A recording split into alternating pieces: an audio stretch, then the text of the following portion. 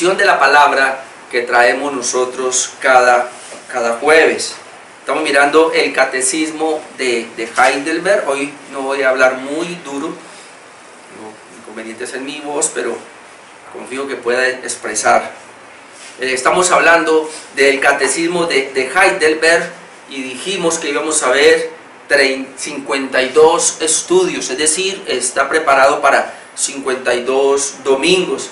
Ya nosotros hemos visto 35 estudios. Hace 8 días veíamos 2 estudios, veíamos el estudio 34 y el estudio 35. Hoy vamos a ver 3 estudios, el 36, el 37 y el 38. Otros días veremos también 2 estudios. Ahora, ¿por qué estamos viendo así? Porque los temas que ya nos están quedando son solo 2 del catecismo de Heidelberg para terminar hasta las 52 semanas. Y el tema que estamos viendo ahora tiene que ver con la ley de Dios, o lo que llamamos los 10 mandamientos. Pero como nosotros ya habíamos aquí hace un año, alrededor, año y medio predicado sobre los 10 mandamientos, sobre la ley de Dios, entonces no quiero ampliarme otra vez. Le invito, hermano, y los que están allí viendo este tema, usted puede ir a la página de YouTube, a la página de la Iglesia Bautista Reformada del Dios Viviente, y ahí usted encontrará los mensajes acerca de la ley o de los 10 mandamientos. Por eso no me estoy explayando. Hace 8 días veíamos entonces el primero y el segundo mandamiento, que los tenemos aquí en la Escritura, y vamos a ir, por favor, Éxodo capítulo 20, porque ahí es donde vamos a estar. En Éxodo capítulo 20,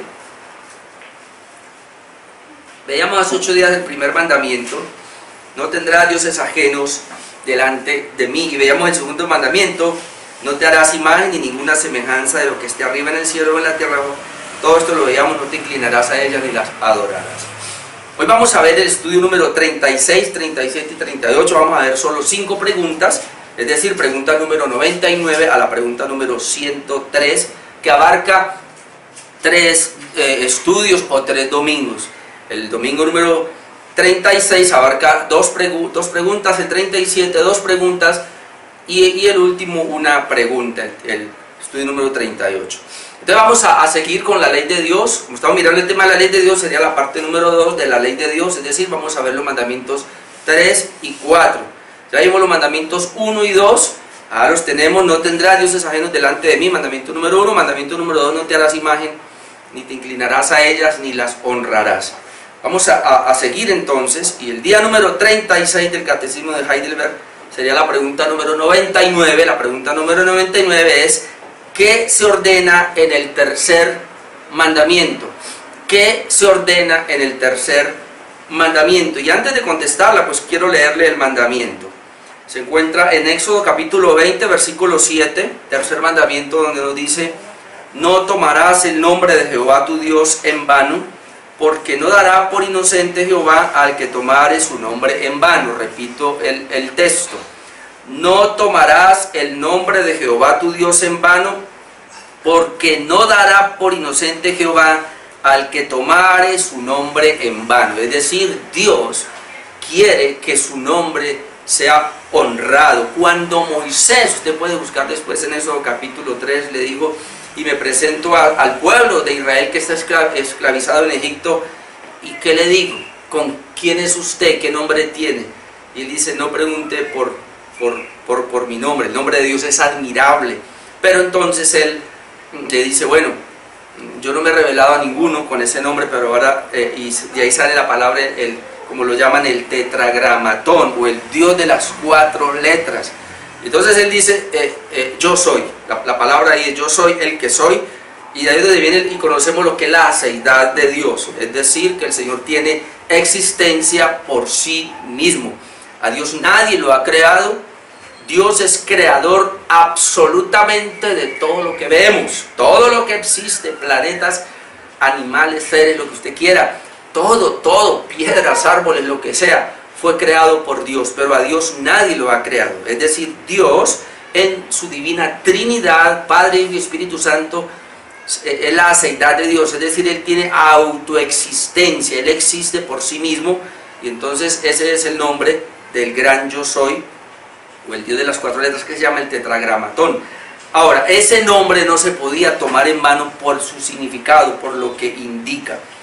Entonces, por eso dice aquí el tercer mandamiento: no tomarás el nombre de Jehová tu Dios en vano, porque no dará por inocente Jehová al que tomare su nombre en vano. Entonces, ¿qué se ordena en el tercer mandamiento? Y la respuesta del Catecismo de Heidelberg es bastante amplia y nos dice así, inclusive tiene para 7 respuestas ahí, por eso les decía, uno puede quedarse ahí, pero ya hemos visto esto, así que no me voy a demorar mucho. Pero dice, ¿qué responde entonces esa pregunta? ¿Qué se ordena en el tercer mandamiento? La respuesta es la siguiente: que no profanemos o abusemos del nombre de Dios por medio de maldiciones, falsos juramentos, ni tampoco por juramentos innecesarios, ni tampoco por nuestro silencio y complicidad con otros, participemos de estos horribles pecados.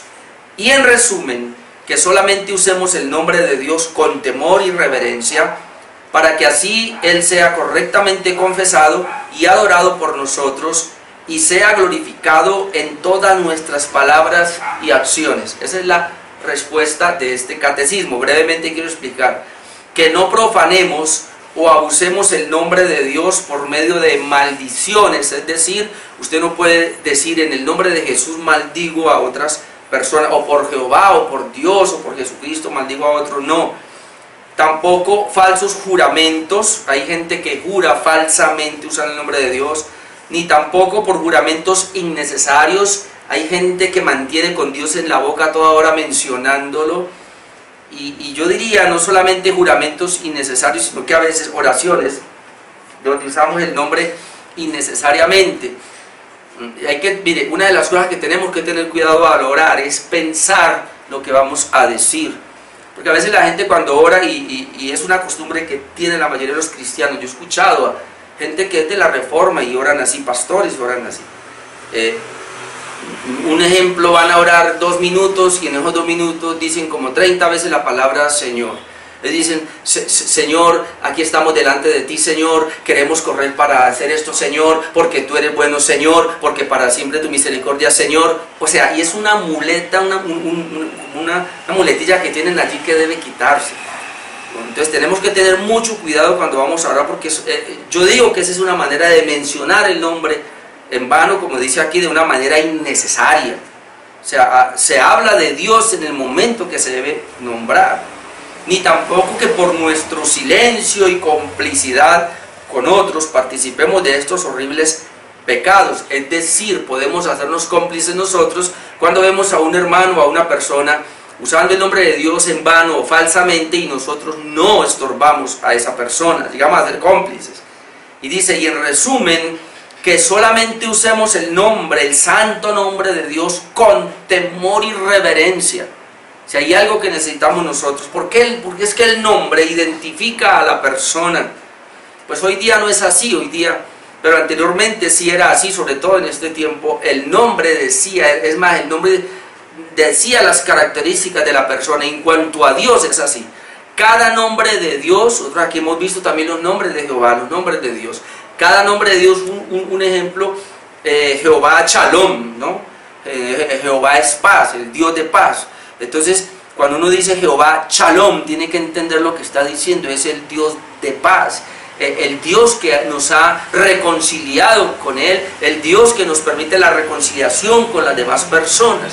Entonces uno tiene que entender, no es decir Shalom, hay que porque sí, muchas personas tienen los nombres escritos ahí de Dios, pero no lo toman a la ligera. Entonces este nombre es para usarlo con temor y reverencia, para que así Él sea correctamente confesado y adorado por nosotros. Es decir, cuando usamos el nombre correctamente adoramos a Dios, y sea glorificado en todas nuestras palabras y acciones. A Dios se le debe glorificar y se le debe honrar con las palabras y las acciones. Entonces la idea es no abusar de su nombre, que es santo. ¿Y qué tenemos que hacer? Le voy a dar 2 textos nomás acá. Mateo 5, vamos a ir por favor. Mateo 5, 32. Miremos a ver qué nos dice en cuanto a esta parte. Mateo 5, 32, que lo podemos tener de referencia para más adelantico la otra pregunta. Pero este es importante. Mateo 5,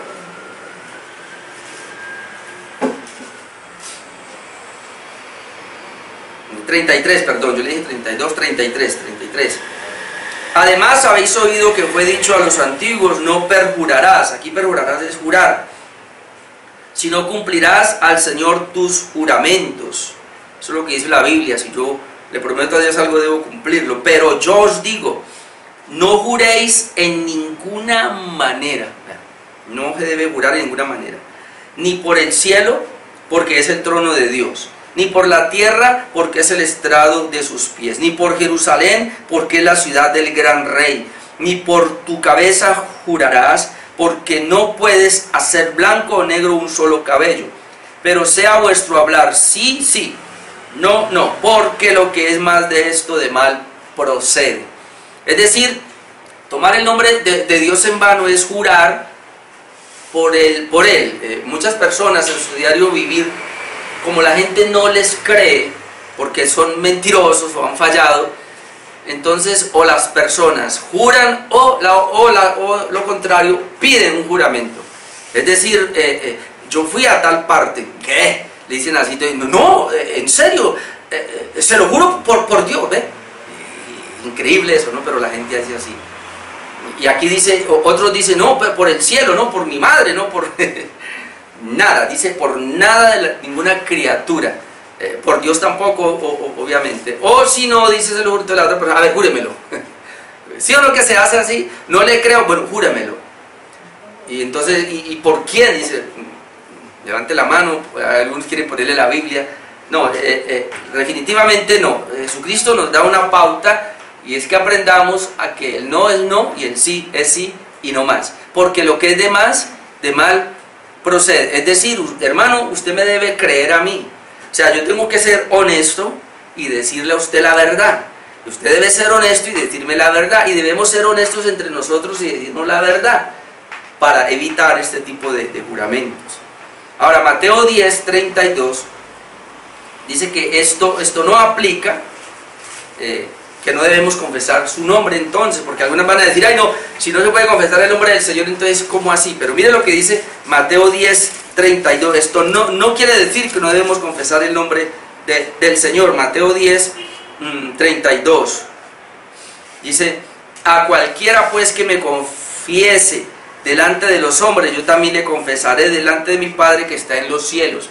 Y más textos dice que si Romanos por lo menos 10, que si confesares con tu boca que Jesús es el Señor, es decir, el no perjurar o el no jurar usando el nombre de Dios no quiere decir que no debemos entonces confesar el nombre del Señor. Cuando nosotros confesamos el nombre del Señor lo hacemos conscientemente, con seriedad, con una certidumbre de lo que vamos a hacer. Entonces, si una persona cree en Jesucristo con su corazón, entonces ya la Escritura dice, con el corazón se cree para justicia y con la boca se confiesa para salvación. Hay una confesión que se debe hacer, obviamente, y esto no implica entonces esa parte.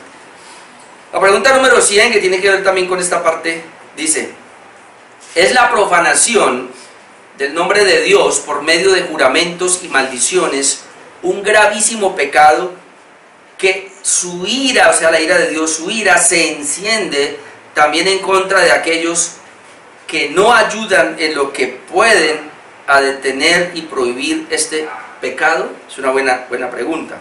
La hago otra vez.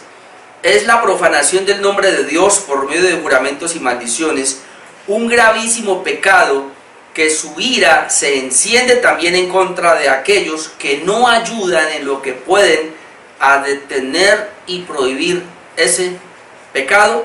La respuesta es absolutamente.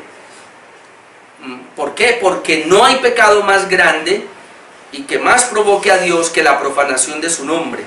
Por esa razón, Él incluso mandó que fuese castigado con pena de muerte. Es decir, la pregunta es, bueno, si la profanación del nombre de Dios afecta y es tan grave que hace que Dios se aire, entonces si nosotros acá no hacemos nada, no ayudamos a detener esa profanación del nombre de Dios, se constituye en pecado para nosotros. Y la respuesta es sí. ¿Por qué se produce pecado? La respuesta, absolutamente, porque no hay pecado más grande y que más provoque a Dios que la profanación de su nombre. Por esa razón Él incluso mandó que fuese castigado con la pena de muerte. Y en la Biblia está, vamos a ir un momentico a Levítico 5:1. Después de Éxodo está Levítico. Levítico capítulo 5, versículo 1. Mire lo que encontramos ahí. Si alguno pecare por haber sido llamado a testificar y fuere testigo que vio o supo y no lo denunciare, él llevará su pecado. Y aquí habla de un testigo.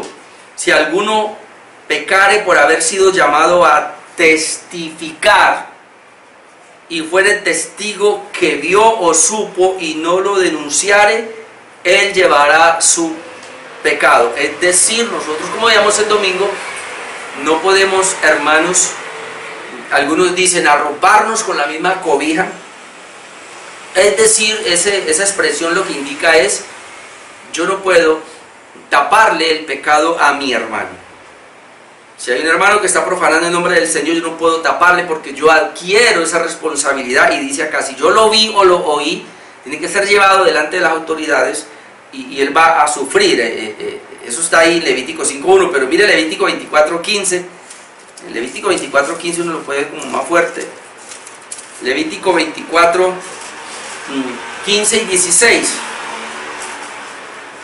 Y a los hijos de Israel hablarás diciendo: cualquiera que maldijere a su Dios llevará su iniquidad, y el que blasfemare el nombre de Jehová ha de ser muerto.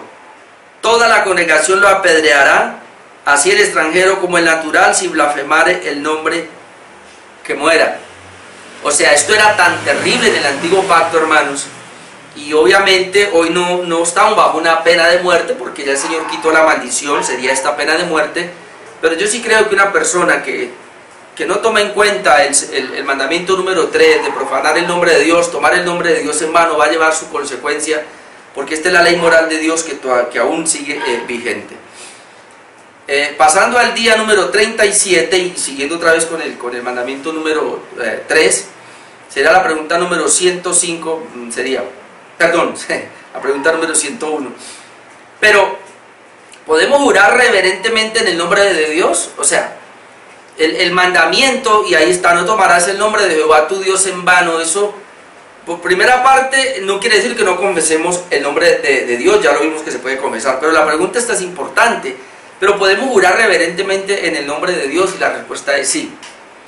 Podemos jurar reverentemente en el nombre de Dios, y la respuesta es sí. O sea, Dios sí nos permite en determinado momento jurar por su nombre, pero de una manera reverente y cuando lo exige. Un ejemplo, cuando las personas van sobre todo en el gobierno vemos eso, ¿no? Ellos tienen que ir, digamos, un ministro, el presidente lo pone ahí, o cuando cualquier presidente va a tomar posesión, les ponen una Biblia y ellos ponen la mano en la Biblia y jura que tal y tal y tal cosa. Aun cuando en los pactos matrimoniales también uno jura, o uno dice prometo, y es una especie de juramento que es muy serio, que es muy reverente, y se permite eso. En esas partes tan serias, tan reverentes, uno sí puede jurar en el nombre de Dios. Obviamente la Biblia así lo dice. Pero voy a contestar la pregunta del Catecismo de Heidelberg. ¿Pero podemos jurar reverentemente en el nombre de Dios? Sí, cuando el gobierno lo requiera, o cuando por otra razón sea necesario para mantener y promover la fidelidad y la verdad para la gloria de Dios y el bien de nuestro prójimo. Pues tal forma de jurar está fundamentada en la palabra de Dios y por lo tanto fue usada correctamente por los santos en el Antiguo y Nuevo Testamento. Entonces la Biblia avala ese tipo de juramentos por Dios, y hombres lo hicieron tanto en el Antiguo Testamento como en el Nuevo Testamento. Por lo menos vamos a mirar uno, Deuteronomio 10:20. Levíticos pasemos a Deuteronomio 10:20. Mire lo que nos dice Deuteronomio 10:20 con relación a esta parte.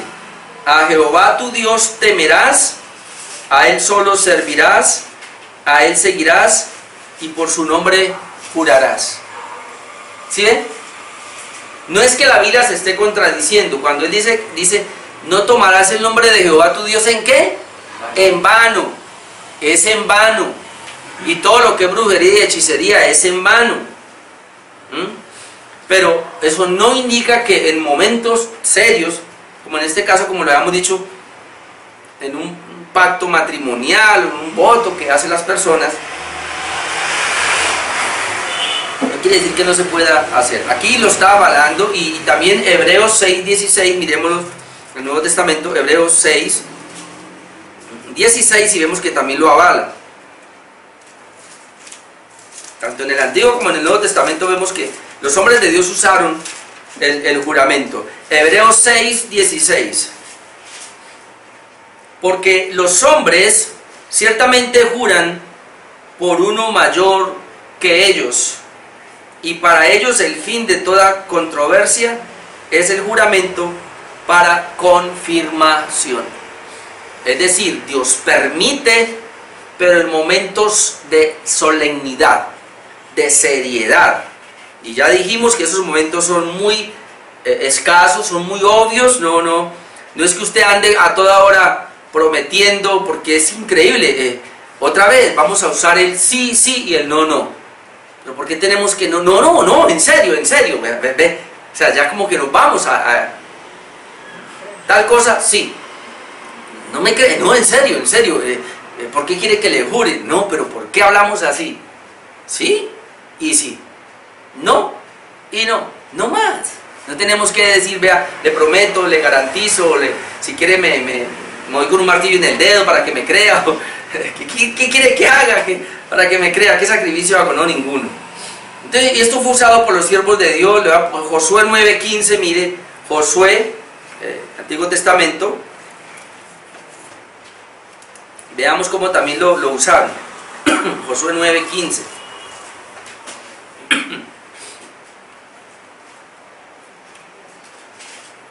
Y Josué hizo paz con ellos. Bueno, aquí está el caso de los Gabaonitas. Es un pueblo que se disfrazó.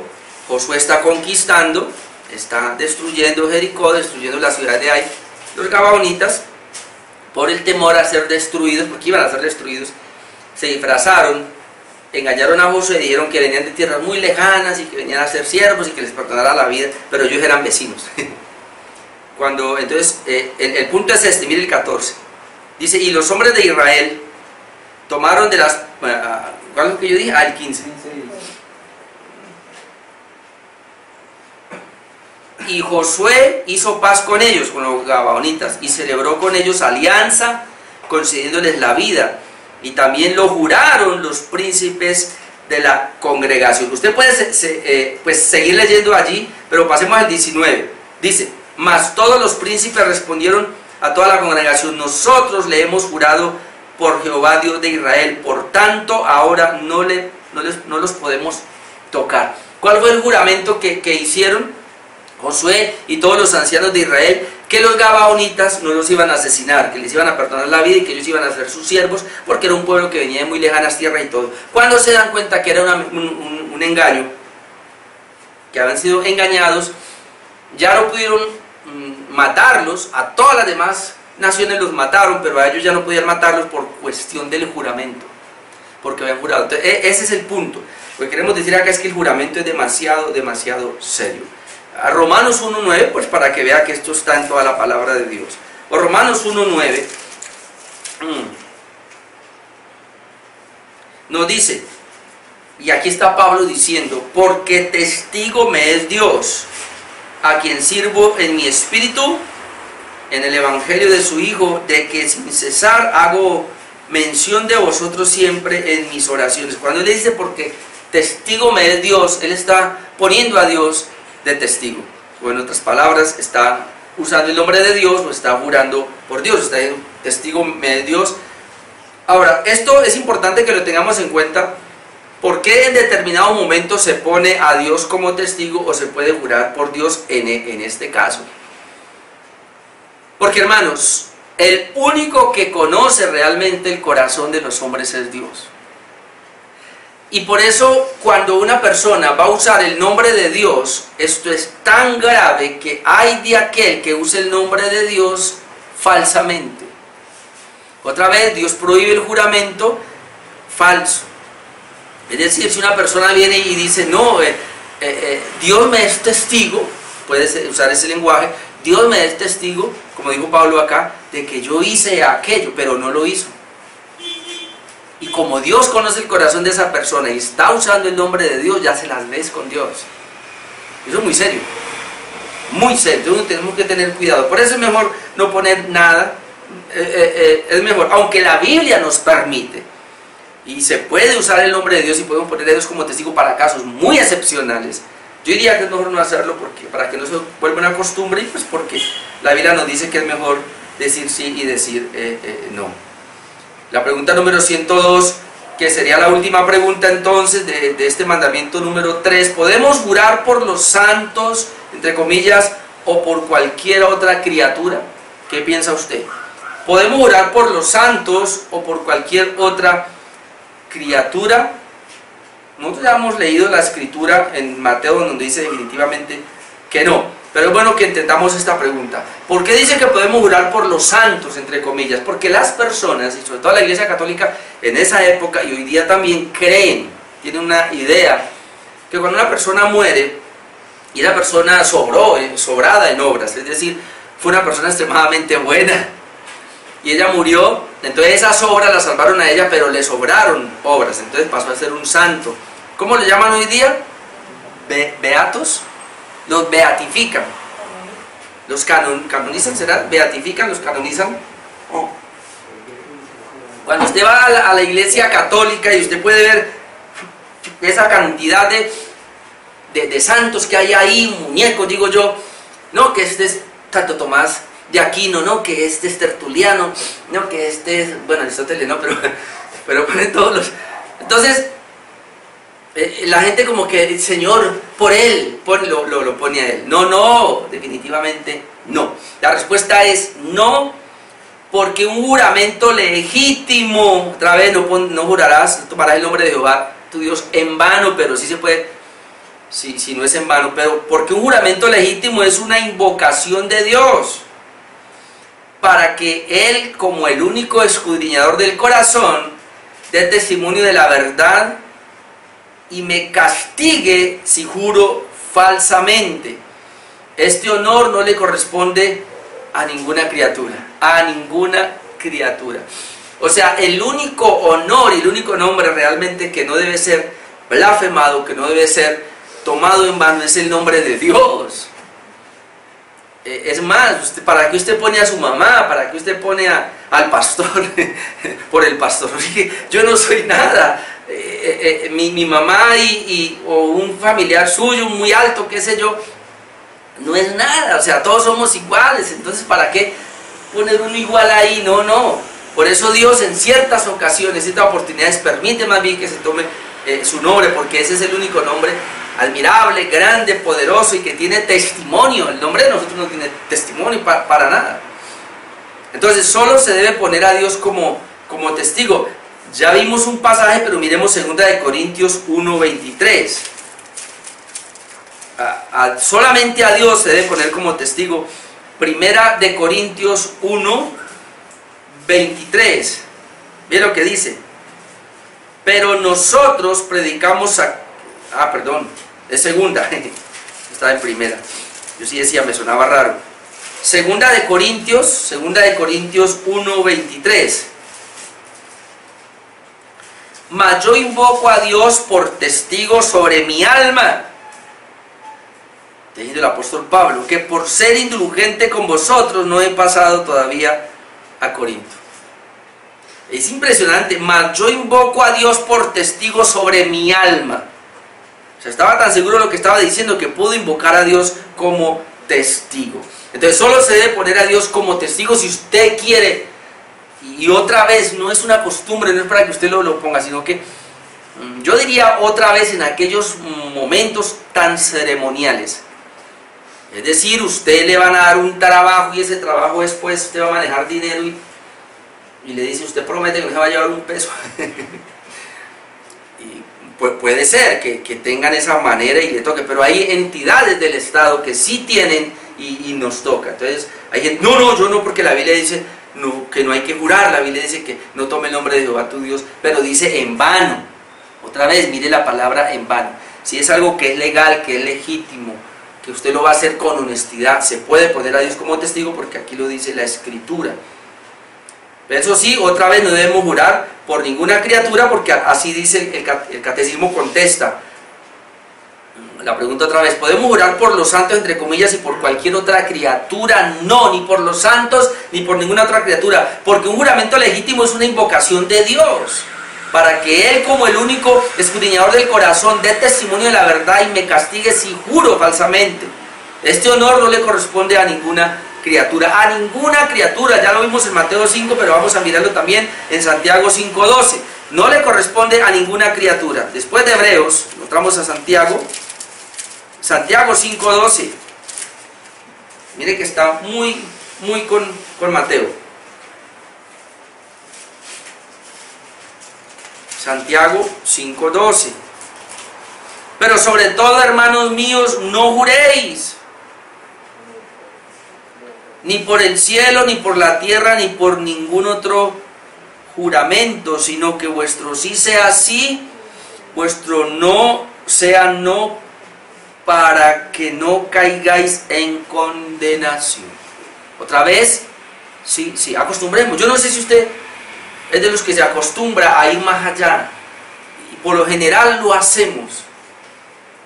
No es que ¿por qué se demoró? No, lo que pasa es que me cogió no, de verdad, sí, si quiere, si quiere, Julano de tal me vio, si quiere, ¿por qué?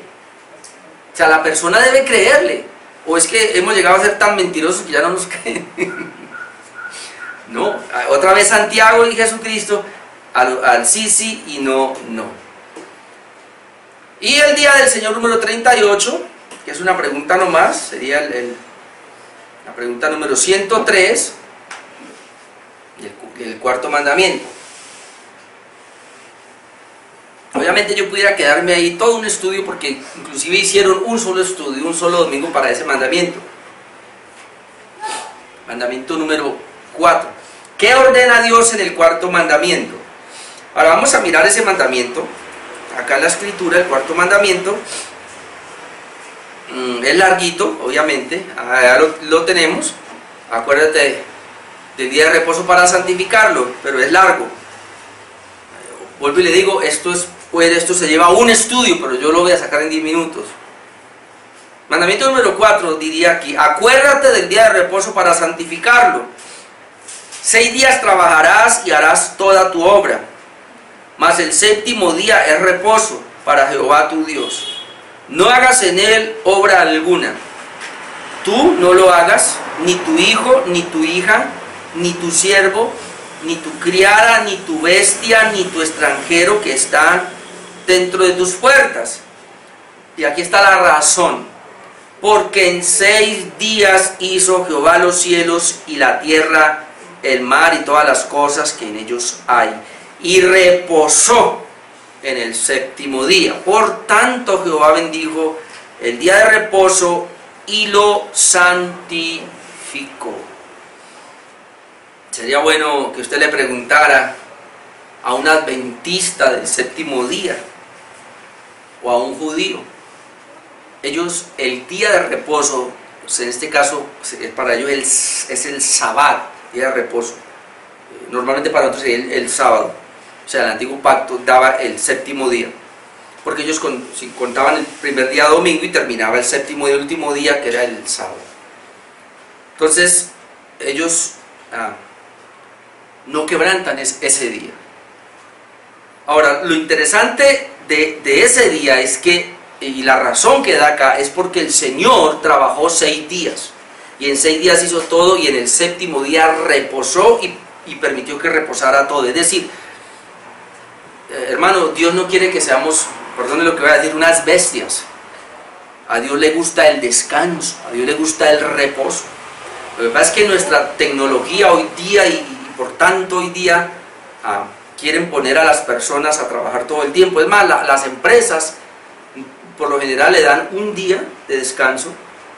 Aquellos que tienen que trabajar los domingos, por lo menos a mi hermano que trabaja en el masivo, le dan un día de descanso. Mi hija también, que tiene que trabajar los domingos, le dan un día de descanso en la semana. ¿Por qué? Porque está establecido. O sea, no, lo que Dios quiere es protegernos, guardarnos. Él no quiere que estemos todo el tiempo laborando, trabajando, sino que tomemos un día. Ahora, ese día es del Señor. ¿Qué quiere decir? Que Dios lo dejó para que descansáramos de nuestras labores, aún los animales, pero lo consagráramos a Dios espiritualmente. Se llama el día de reposo porque reposamos de las labores normales, pero lo dedicamos a las labores espirituales. Pues hoy día se ha tomado el domingo, porque así lo tomaron los creyentes, es decir, hubo una especie de cambio. Anteriormente, antes del nuevo pacto, era el sábado, el séptimo día, pero a partir de que Cristo muere y resucita, y como dice que fue el único mandamiento que fue pasado al primer día de la semana, y eso es lo que nosotros podemos verlo. Ahora le vamos a mostrar los textos. ¿Y por qué?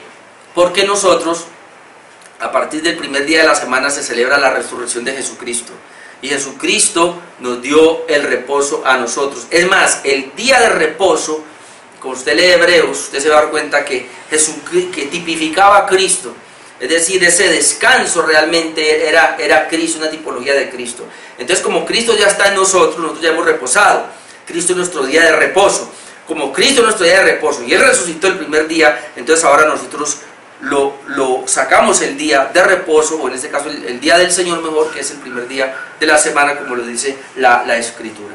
Les hablaba de un adventista y de un judío, ellos no cambian. Yo recuerdo una vez que, y es así, ellos buscan su trabajo y lo primero que dicen es: yo no trabajo los sábados. Aquí se trabaja los sábados, pero yo no. Si usted me quiere, vea, le hago todo, y el trabajo hasta los domingos si quiere, pero el día ese no. ¿Por qué no? Yo soy adventista, tengo una religión, y respetan eso. Y verdad, y se lo dan, o sea, en ese punto es que yo digo: ¿por qué nosotros no podemos hacer lo mismo? ¿Por qué nosotros no podemos respetar ese día? Ahora, yo me avergüenzo cuando leo el día de reposo porque era todo el día. Pero hoy día, ¿qué hacemos nosotros? Lo dedicamos en la mañana nomás, y ojalá no se haga, pero lamentablemente terminamos el culto y ya algunas personas, yo sé que aquí no hay ninguno de ellos, pero muchos ya están planeando qué van a hacer el resto del día y se van a hacer otras cosas. Ese día debería de ser reposar el cuerpo, de no hacer el mismo trabajo y dedicarlo al Señor más bien. Por eso algunas iglesias hacen culto por las tardes. Yo soy de los que me gustaría hacer cultos por la tarde también, pues porque es el día del Señor y deberíamos de tenerlo, pero ¿qué está pasando en Estados Unidos y en Europa? Es increíble, pero las iglesias están haciendo culto a las 5 de la mañana. Usted se imagina un domingo, ¿y por qué a las 5 de la mañana? Porque a las 7, 8 de la mañana quieren salir con todas sus familias para irse de picnic. Ellos van y cumplen el culto y hasta luego. Pero porque no hemos aprendido a respetar y a valorar y entender que es un día. Yo, como le digo a la gente, tan siquiera tome el culto, pero todavía no entiendo por qué hay gente que no lo puede hacer y fácilmente falla a un culto cuando es el día del Señor. ¿Qué ordena Dios en el cuarto mandamiento? Aquí ya lo leímos en la Escritura, pero vamos a ver qué dice el Catecismo de Heidelberg. Dice: en primer lugar, Dios desea que se mantenga el ministerio del Evangelio y de las escuelas. Bueno, en esa época entendemos por qué hablaban así, escuelas bíblicas. Y que yo, especialmente en el día de reposo, asista diligentemente a la iglesia para aprender la palabra de Dios, para usar los santos sacramentos, para invocar públicamente el nombre de Dios y para ofrendar como cristiano. Eso sería lo primero. En segundo lugar, que todos los días de mi vida descanse de mis malas obras y permita que el Señor actúe en mí por su Espíritu, y de ese modo empiece en esta vida el sábado eterno. Es decir, el domingo o el día del Señor yo descanso de mis obras físicas. Pero la idea es que el resto de la semana, es decir, todos los demás días, yo descanse de mis obras malas, es decir, no peque. Esa es la idea, y viva una vida de santidad.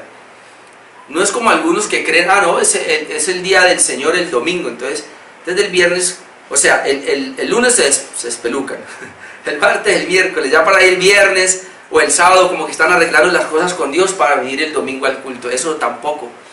Lo que el catecismo nos dice es, hay que mantener el día del Señor y dar las pautas como se debe hacer, pero fuera del día de reposo, del día del Señor, yo debo entonces reposar de mis cosas malas y consagrarme al Señor. Más o menos es lo que está diciendo. Ahora quiero darle los textos, como nuestro día de reposo es el dominicos o el domingo. Bueno, realmente decimos domingo de la palabra dominicos, pero en sí lo que significa es el primer día de la semana. Eso es lo que significa, el primer día de la semana. Hechos 27. Hechos.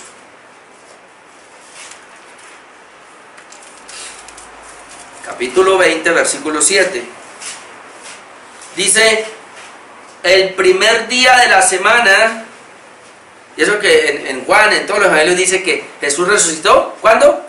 El primer día de la semana. Entonces, ahí dice, el primer día de la semana, reunidos los discípulos para partir el pan,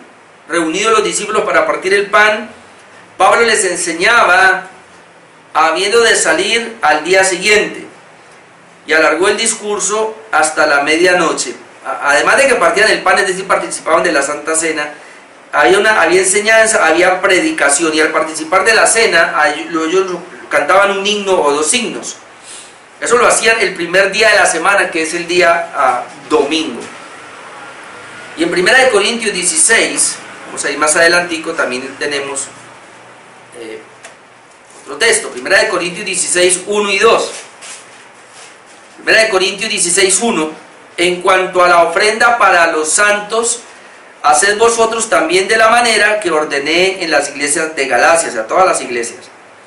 Cada primer día de la semana, y es impresionante, cada primer día de la semana, es decir, el día domingo, el día del Señor, cada uno de vosotros ponga aparte algo según haya prosperado y guárdelo para que cuando yo llegue no se recojan entonces las ofrendas. Entonces aquí y muchos más, pero dejemos eso nomás, nos hablan que la iglesia comenzó a reunirse el primer día de la semana.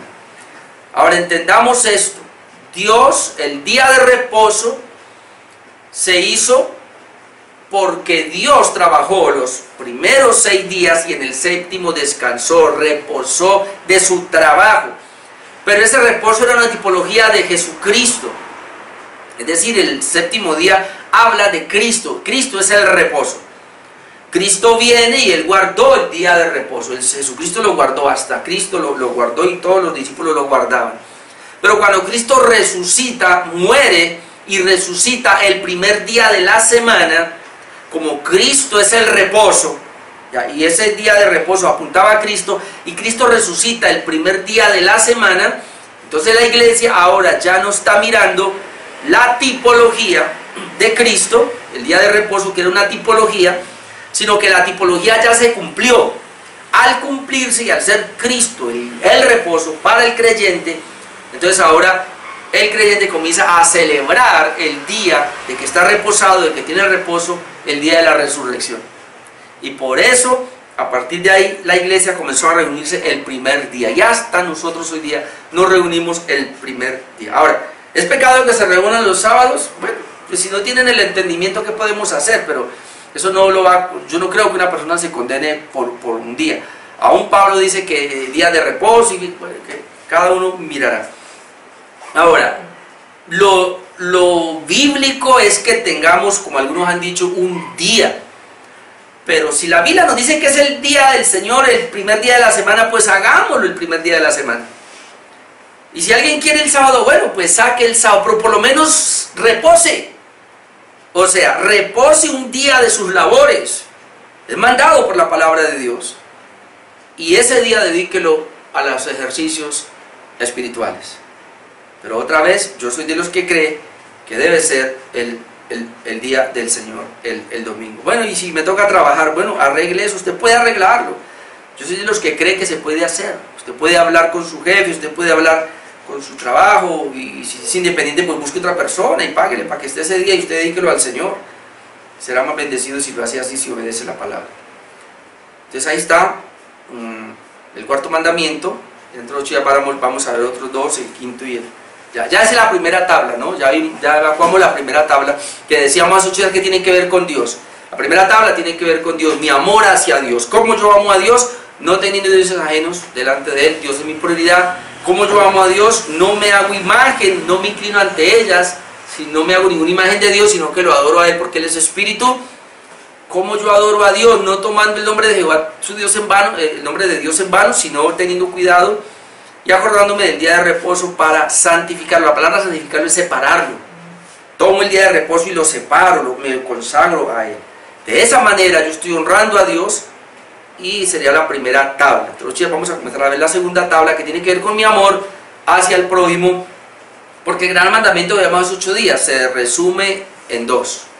Los 10 mandamientos se resumen en dos: amarás a Dios con todo tu corazón, con toda tu alma, con toda tu verdad, y a tu prójimo como a ti mismo. De estos 2 mandamientos, dice Jesucristo, veíamos hace 8 días, depende de la ley y los profetas: el amor a Dios y el amor a mi prójimo. Ya vimos la primera tabla, el amor a Dios, pero ya veremos la segunda tabla, el amor al prójimo. Vamos a orar, hermanos, esta noche.